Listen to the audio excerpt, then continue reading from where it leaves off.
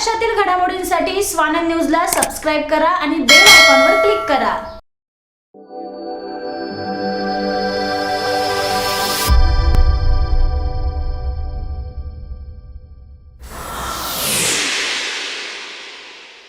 उल्हासनगर महापालिकेच्या स्थायी समिती निवडणुकीत भाजपने विजय मिळवला आहे। खुद्द देवेंद्र फडणवीस आणि माजी मंत्री रवींद्र चव्हाण यांचे या निवडणुकीवर लक्ष होते। भाजप आणि सेनेने प्रतिष्ठेच्या केलेल्या या निवडणुकीत भाजपच्या टोनी सिरवानी हे बिनविरोध निवडून आले। सिरवानी हे स्थायी समितीचे सभापती झाल्यानंतर भाजपने आनंद साजरा केला। स्थायी समितीत भाजप रिपाईची 9 सदस्य संख्या होती, तर महाविकास आघाडीची 7 सदस्य संख्या होती। आपला पराभव होत असल्याचे लक्षात येताच सेनेच्या उमेदवारांनी माघार घेतली, तर 4ही प्रभाग समितीच्या सभापतीपदी महाविकास आघाडीचे उमेदवार विजयी झाले। दरम्यान विजयानंतर प्रथम शहरातील धोकादायक इमारतीचा प्रश्न सोडवणार असल्याची स्थायी समिति सभापति टोनी सिरवानी यांनी सांगितले। देखिए सर, पहले तो हम लोग जो अभी करंट सिचुएशन जो हमारी डेवलप्ड बिल्डिंग उसकी है और कोरोना की है। पहले हमारे जो डेवलप्ड बिल्डिंग्स है लगभग जो मेरे हिसाब से 2000 प्लस बिल्डिंग्स है, उनके बारे में हमारे को पहले तात्पर्य सोचना है। उनकी स्ट्रक्चरल ऑडिट की जैसे हमने मांगनी की हुई है महाराष्ट्र सरकार से कि उसकी स्ट्रक्चर ऑडिट की जो भी अमाउंट रहेगा, कोरोना के पीरियड की वजह से काफ़ी माली हालत ख़राब होने की वजह से स्ट्रक्चर ऑडिट नहीं हो पा रही है बिल्डिंगों की।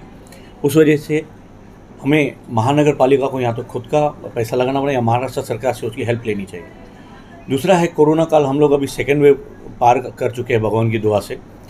थर्ड वेव आने की जो चांसेस लगातार बोले जा रहे हैं, इसके लिए इंफ्रास्ट्रक्चर हमारे को जल्द से जल्द तैयार करना है, जैसे कि नाली, कचरा, रोड, इन सबके के ऊपर भी हमारा ये रहेगा। शिक्षा, सुरक्षा के ऊपर भी हमारा बरोबर नज़र बनी हुई रहेगी। टोनी भाई, लेकिन ये अनधिकृत जो इमारती है, जो बिल्डिंग्स है, गिरने की संभावना है। 12 लोगों की डेथ हो चुकी है 15 दिनों में। आप किस तरह से देख रहे हो, किस तरह से पूरी जो व्यवस्था है वो रखेंगे? सर देखिए, ये जो 91 से जो 30 साल जूनी बिल्डिंगों के अब यहाँ से सिर्फ महानगर पालिका से एक खानापूर्ति की गई है कि एक नोटिस भेज के हम अपना पलड़ा झाड़ दिया है। उनके असली में उनकी जो जड़ है, उनकी माली हालत कैसी है, क्या है, प्लान नहीं है। 4 FSI की हमारा पेंडिंग है, रेगुलराइज जो ये फीस है वो पेंडिंग है। तो वो जल्द से जल्द हम महाराष्ट्र सरकार से जो हमारी मांगनी है, पिछले 10-15 दिन पहले भी हमने सेम उसी चर्चा पे हमने प्रेस मीट की थी, कमिश्नर से मीट करके हमने महाराष्ट्र सरकार को भी निवेदन दिया है। देखिए आज और कल में हमारे को उसकी उम्मीद है कि वो पॉजिटिव हमारे को न्यूज़ मिलेगी। बरसात के मौसम पर ये जो बिल्डिंग है इनको खाली करवाया जाएगा, दुर्घटना नहीं हो? सर देखिए, यहाँ पर पहले से कोई हाउसिंग फॉर डिजर्व्स कोई भी स्कीम नहीं है।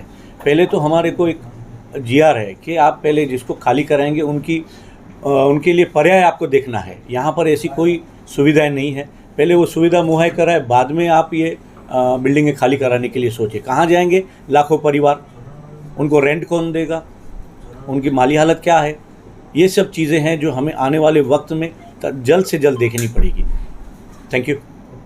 सत्तेचा विजय झाला आहे। यापुढे शहरातील विकासाला चालना देणार असल्याचे सांगितले। आमची संख्या जास्त असल्याने त्यांनी माघार घेतली असल्याचे माजी राज्यमंत्री रवींद्र चव्हाण यांनी सेनेवर टीका केली।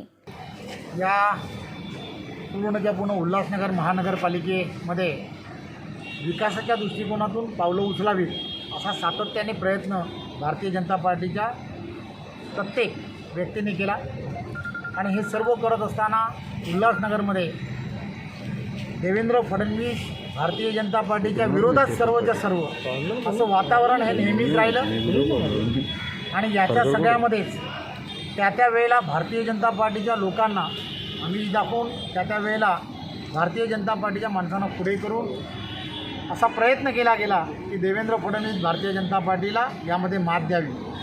परंतु आज पुन्हा एकदा सत्याचा विजय झालेला आहे। भारतीय जनता पार्टीचे टोनी सिरवानी हे स्थायी समितीमध्ये प्रचंड मताने निवडून येणार होते। म्हणजे जवळजवळ 10 मतं भारतीय जनता पार्टीला पडतील असं ज्यावेळेला चिन्ह निर्माण झालं त्यावेळेला आज माघार घेतली आणि मला खात्री आहे टोनी सिरवानी भारतीय जनता पार्टी म्हणून येणाऱ्या काळामध्ये अतिशय चांगलं काम हे उल्हासनगरमध्ये करतील। एक वेगळ्या पद्धतीचं जे आवश्यक आहे, या शहराला आवश्यक आहे, मग त्यामध्ये धोकादायक इमारती असतील, त्या संदर्भातला निर्णय असेल किंवा जे जे निर्णय अपेक्षित असणारे जे निर्णय आहेत ते सर्वच्या सर्व निर्णय हे पूर्णत्वाकडे नेण्यासाठी प्रयत्न करतील याची मला पूर्ण खात्री आहे. सर, स्वतः तुमचं आणि देवेंद्र फडणवीस यांचं या निवडणुकीवर लक्ष होतं, कारण कुठेतरी घोडेबाजार करण्याच्या दृष्टीने सगळं निवडणुकीचं वातावरण होतं. ते कशा समवलं, तुम्ही काय सांगाल? यामध्ये भारतीय जनता पार्टीचे सर्व नगरसेवक, इथला असणारा सर्वच्या सर्व नागरिक वर्ग, या सर्वांचा आशीर्वाद हा भारतीय जनता पार्टीबरोबर नेहमीच राहिला आहे आणि त्यामुळेच या आशीर्वादाच्या जीवावरतीच आमचा एकही सदस्य आता यानंतरच्या काळामध्ये उठणार नाही याची पूर्ण दखल ही आम्ही लोकांनी सर्वांनी घेतली आणि त्यामुळे आम्हाला सर्व यामध्ये विजय प्राप्त झाला. उपमहापौर जे आहेत ते मागच्या वेळेस महापौर पदाच्या निवडणुकीमध्ये त्यांच्या साईडने होते, आज तुमच्या बाजूने आलेले आहेत. पुन्हा तुमच्याकडनं टिकून ठेवण्यामध्ये तुम्हाला यश येईल का? रिपब्लिकन पार्टी ऑफ इंडियाचे अध्यक्ष आदरणीय रामदास आठवले साहेब यांच्या आशीर्वादाने आणि भगवान भालेराव हे उपमहापौर आहेत. गेले काही दिवस ते त्यांच्याबरोबर ज्या वेळेला काम करत होते त्यांच्या कामामधील असणाऱ्या अनेक गोष्टी त्यांना त्यापासून ते नाराज झाले होते आणि म्हणूनच त्यांनी पुन्हा एकदा जसं केंद्रामध्ये आणि राज्यामध्ये रिपब्लिकन पार्टी ऑफ इंडिया ही भारतीय जनता पार्टीबरोबर आहे, 2022ला ते आमच्याबरोबर राहतील अशा प्रकारचं पूर्णच्या पूर्ण ठरलं आणि त्यामुळे आज आमच्याबरोबर भगवान भालेराव हे फक्त या निवडणुकीपुरते नाहीत तर 2022ची जी महानगरपालिकेची निवडणूक होईल किंवा त्यानंतरच्या प्रत्येक निवडणुकीमध्ये ते आमच्याबरोबर राहते यात काही शंका नाही. मला स्थायी समिती सभापती उमेदवारीवरून शिवसेनेचा इगो हर्ट झाला. पराभवाला सामोरे जावे लागणार असल्याने उमेदवारी अर्ज मागे घेतला असल्याची टीका उपमहापौर भगवान भालेराव यांनी सेनेवर केली. मागच्या वेळेस गेली 2017पासून मी सातत्याने शिवसेनेबरोबर होतो.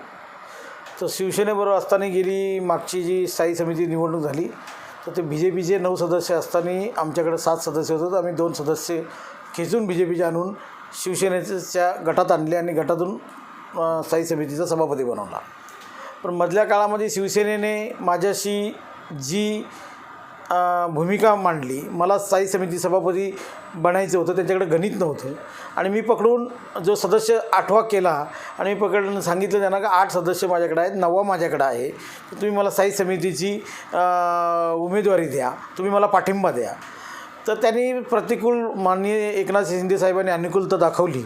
पण मधले इथे शिवसेनेचे काही लीडर आहेत त्यांना त्यांचा इगो अहंकार जागृत झाला आणि त्यांनी मला नाकारलं. त्यामुळे मी शिवसेनेची साथ सोडली आणि मी भारतीय जनता पार्टीसोबत गेलो. पण मी पहिल्या दिवशीच बोललो होतो का शिवसेनेची साथ सोडली तर भगवान भालेराव नुसता एक जाणार नाही, तर भगवान भालेराव बहुमताने भारतीय जनता पार्टीचे जे आमचे माझं मिळून 9 होते तर मी 10 सदस्य घेईन ही मी सुरुवातीपासून 2-2.5 महिन्यापासून वाच्यता केली होती आणि ती मी खरी करून दाखवली. आज सभागृहामध्ये अशी परिस्थिती निर्माण झाली की 9 सदस्य आमचे जर होतेच, 10वा सदस्य आम्ही भूमिगत केला आणि 6 सदस्य असल्यामुळे पराभवाला सामोरे जाण्याच्या भीतीने शिवसेनेने आपला उमेदवारी अर्ज मागं घेतला आणि आमचा सभापती बिनविरोध निवडून आणला. रिपब्लिकन पक्षाने आणि भारतीय जनता पार्टीने, तर रिपब्लिकन पक्षाची भूमिका महत्त्वाची याच्यासाठी आहे का एका सिंधी समाजाच्या नेत्याला, या नगरसेवकाला मी स्थायी समितीचा सभापती करण्यासाठी सहकार्य केले. प्रभाग समिती 2साठी भाजपच्या उमेदवाराचा पराभव झालेला आहे. तिथं आपली उपस्थित आपल्यामध्ये त्याचा पराभव झाला असं त्यांचं म्हणणं आहे. तुम्हाला पत्रकारांना सगळं ज्ञात आहे का मी उपमहापौर होताना TOKने मला फार त्यावेळी मदत केली होती आणि TOKचे उपकार माझ्यावर होते त्यावेळचे. तर TOKचे उपकार असल्यामुळे जे सुमित चक्रवर्ती जे माझे मित्र आहेत त्यांच्या वहिनी या उभ्या होत्या आणि मी भारतीय जनता पार्टीला स्पष्ट सांगितलं होतं का प्रभाग समितीमध्ये 2 प्रभाग समितीमध्ये मी आणि माझी जे लोक माझ्याबरोबर असणारे आमचे सदस्य जे आहेत ते मतदान करणार नाही आणि आम्ही सभागृहातच जाणार नाही, घरीच बसू किंवा आमच्या सभागृहात याच्या ऑफिसमध्ये कार्यालयात लावू, आम्ही मतदान करणार हे मी भारतीय जनता पार्टीचे आम्हारे रवींद्र चव्हाण साहेबांना, माजी मंत्री यांना सांगितलं होतं. आणि त्याच्यामध्ये मी काही पाडण्यासाठी कुठला निर्णय केला आणि मी उमेदवार जे उभे केले होते त्यांना मी स्पष्ट सांगितलं होतं का मी तुम्हाला मतदान करणार नाही आणि मी तुम्हालाही करणार नाही आणि चक्रवर्तींनाही करणार नाही, हे स्पष्ट मी सांगितलं होतं. आणि सुमित चक्रवर्तीचे उपमहापौरच्या काळातले असलेले उपकारांची परतफेड मी केलेली आहे. 2022ला महापालिका निवडणूक आहे. हां. त्यामध्ये आता आरपीआयची भूमिका कशी असणार? RPI भारतीय जनता पार्टी सोबत राहणार आणि तुम्हाला आजच सांगतो या गणिताने भगवान भालेरावचा आम्हाला आठवले साहेबांचा जो रिपब्लिकन पक्ष आहे हा डबल डिजिटमध्ये 2022मध्ये येणार हे तुम्हाला आजच सांगतो. ही प्रभाग समिती ह्या आमच्या ताब्यात असून येणाऱ्या महापालिका निवडणुकीत भाजपचा सुपडा साफ करणार असल्याचे टीम ओमिकलानी प्रवक्ता कमलेश निकम यांनी केली. सेना TOK और उसके साथ में हमारे जीवन इंद्रानी जी भी 5 नगर सेवकों के साथ में महाविकास आघाड़ी में शामिल हुए हैं. मैं महाविकास आघाड़ी की तरफ से बधाई देता हूं और इससे पूरी इस तरीके से हमारे महापौर मैडम, हमारे राजेंद्र चौधरी जी, हमारे अरुण आशान जी, बोडारे जी, समस्त सभी साथियों ने मिलकर, मनोज लासी जी, समस्त साथियों ने मिलकर प्रभाग क्रमांक 1 में भी हमारे सभापति बने हैं, 2 में भी हमारे हैं महाविकास आघाड़ी के और 3 में भी जो है वो हमारे जीवन भाई के सभापति है और 4 में भी बिन विरोध वहाँ पर सभापति पद हुआ है. और आप लोगों ने देखा होगा कि ये पूरी प्रक्रिया के अंदर हमारे 1 और 2 में हमारे TOK के ओमी कलानी जी और पूर्व महापौर पंचम कलानी जी की अध्यक्षता में TOK के सभापति बने हैं, 3 में जीवन इंद्रानी जी की अध्यक्षता में और 4 में हमारे श्रीकांत शिंदे जी हमारे इस पूरी चुनाव प्रक्रिया में आदरणीय श्रीकांत शिंदे जी की अध्यक्षता में हम काम कर रहे थे और उस काम करते वक्त हमको बहुत बड़ी सफलता प्राप्ति हुई है और इसी तरीके से महागठबंधन हमारा बरकरार रहेगा और आने वाले मनपा चुनाव में भारतीय जनता पार्टी का पूरा सफाया कर देंगे और 3 से 4 सीट सिर्फ भारतीय जनता पार्टी की आएगी. देखिए, कोई नगर सेवक है और उनको लग रहा था कि यहाँ पर दहशत करेंगे.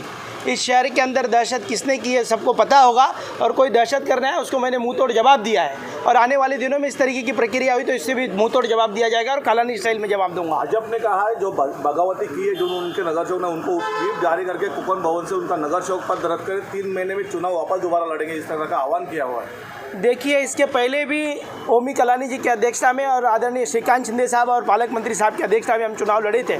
पहले महापौर गिराया, उसके बाद डिप्टी महापौर गिराए, उसके बाद परिवहन समिति से सफाया किया, भाजपा मुक्त उल्लासनगर करने की हमने संकल्पना ली है. तभी कुछ नहीं हुआ तो अभी क्या होगा.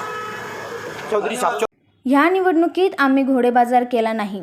आम्ही उपमहापौरांची भूक भागवली नाही म्हणून ते भाजपकडे गेले.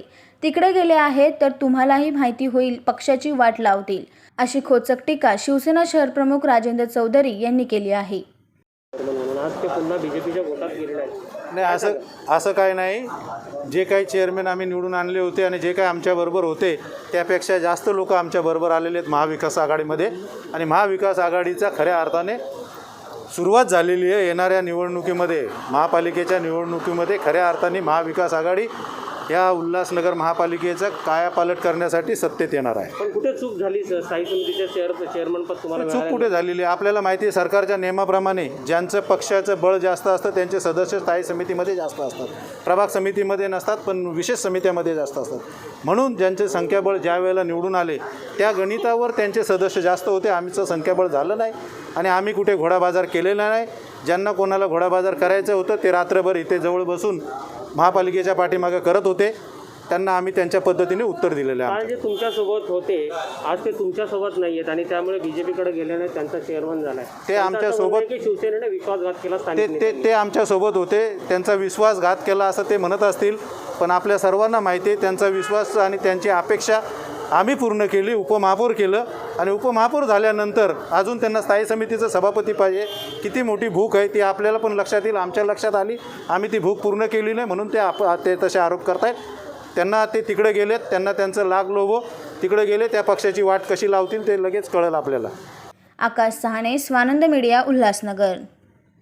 महाराष्ट्रातील घडामोडींसाठी स्वानंद न्यूजला सबस्क्राईब करा आणि बेल आयकॉनवर क्लिक करा.